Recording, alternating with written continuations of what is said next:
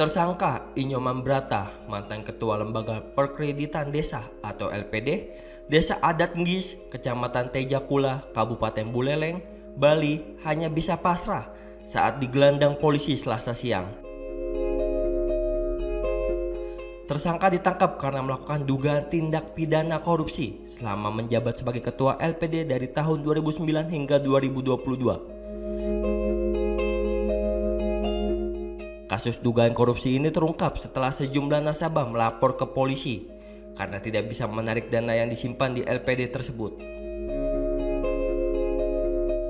Penyidik di Treskrimsus Polda Bali pun melakukan penyelidikan dan memeriksa 55 orang saksi, diantaranya pengurus dan karyawan LPD, pihak desa, nasabah, serta pihak bank.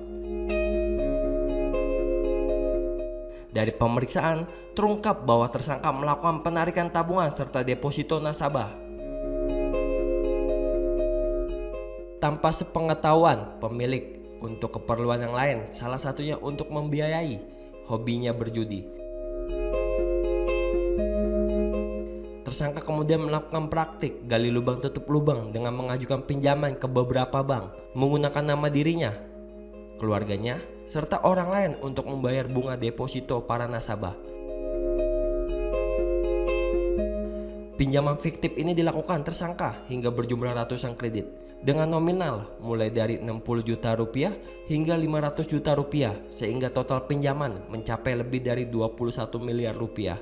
Tersebut digunakan tersangka untuk membayar nasabah dan melunasi pinjaman ke bank. Akibat perbuatannya yang menggelapkan dana nasabah, tersangka menyebabkan kerugian LPD desa sebesar lebih dari 10 miliar rupiah.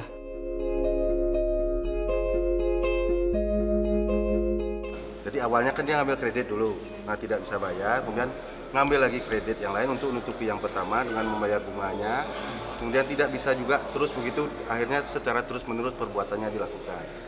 Sehingga dari 2009 sampai 2022.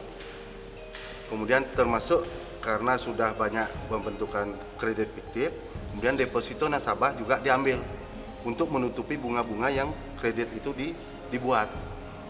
Kemudian termasuk tabungan sukarela nasabah juga diambil.